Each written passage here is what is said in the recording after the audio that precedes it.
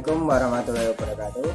Perkenalkan, nama saya Joandi Firmansyah dari kelas 10 IPS 3, nomor absen 08. Di sini saya akan menjelaskan tentang hakikat ilmu kimia dalam kehidupan sehari-hari. 1. Pengertian kimia. Kimia adalah cabang ilmu yang mempelajari mengenai komposisi, struktur, dan sifat zat atau materi dalam skala atom hingga molekul, serta perubahan dan transformasi serta interaksi mereka untuk membentuk materi yang ditentukan sehari-hari. Kimia juga mempelajari tentang pemahaman sifat dan interaksi atom individu dengan tujuan untuk menerapkan pengetahuan tersebut pada tingkat mikroskopik. Menurut kimia modern, sifat fisik materi umumnya ditentukan oleh struktur pada sifat atom yang pada gilirannya ditentukan oleh gaya antaratom dan ikatan kimia. 2. Sejarah ilmu kimia. Ilmu kimia sebagai ilmu yang melibatkan kegiatan ilmiah dilahirkan oleh para ilmuwan muslim bangsa Arab dan Persia pada abad ke-8. Salah seorang bapak ilmu kimia yang terkemuka adalah Jabir ibn Hafan, yang lebih dikenal di Eropa dengan nama latinnya Geber. Ilmu yang baru itu diberi nama alkimia pada bahasa Arab yang berarti perubahan materi. Dari kata alkimia inilah sebagai bangsa di muka bumi ini meminjam istilah alchemy atau Latin.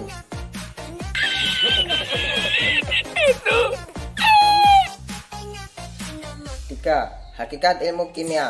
Hakikat ilmu kimia adalah benda-benda yang ada di sekitar kita yang dapat mengalami perubahan bentuk atau susunan partikelnya menjadi bentuk lain, sehingga menyebabkan terjadinya perubahan sifat dari sifat asalnya. Apa kalian sering memperhatikan apa saja yang berada di sekitar kita yang berhubungan dengan kimia? Hal yang paling mudah adalah udara yang kita hirup, mengandung campuran oksigen, nitrogen, dan gas lainnya. Bahan penyedap masakan, pewarna makanan, dan bahan pengawet makanan juga merupakan contoh lain bahan kimia. Atau baju yang kita pakai merupakan serat sintetis atau serat alami polimer. Buku yang kita gunakan untuk menulis berasal dari selulosa. Hubungan ilmu kimia dengan ilmu-ilmu lainnya yang ada, yaitu 1. Bidang pertanian. Manfaat ilmu kimia dalam bidang pertanian adalah dalam memproduksi pupuk berfungsi menyuburkan tanah, dan pestisida untuk berfungsi membasmi hama penyakit. Dalam pembuatan, kita mempelajari komposisi senyawa untuk membuat pupuk atau pestisida. Dalam proses pembuatan tentu diperlukan ilmu biologi.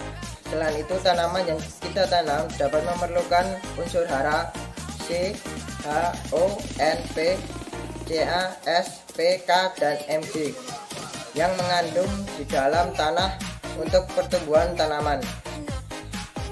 2. Di bidang biologi, ilmu kimia bermanfaat dalam mempelajari interaksi dan proses yang berlangsung pada makhluk hidup. Contohnya adalah fotosintesis, pernapasan, pencernaan makanan dalam tubuh, dan lain-lain.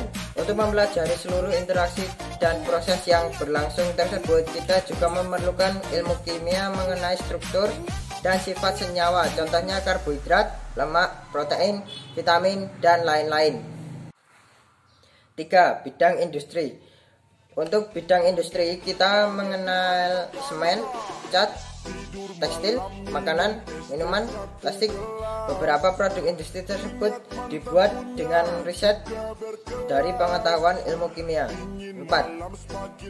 Bidang biologi.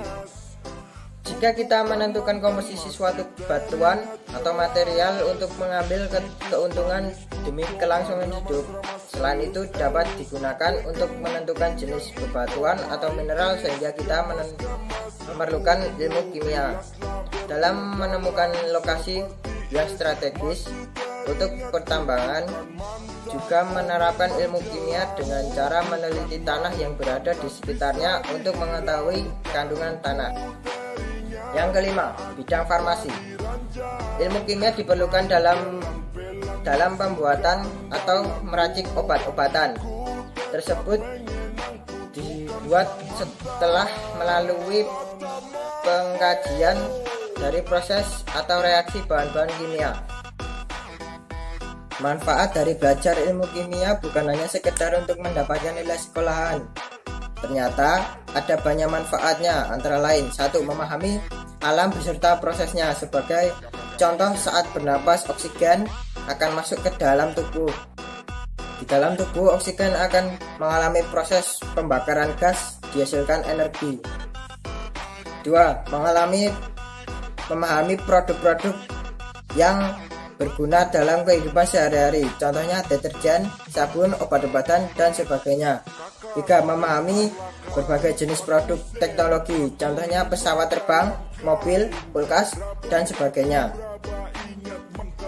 4. Memahami produk kimia yang dapat menimbulkan masalah, contohnya DDT, CFC, unsur-unsur radioaktif, dan merkuri. 5. Yang terakhir, memahami bahan-bahan kimia beracun, contohnya formalin dan boraks. Sekian dari saya.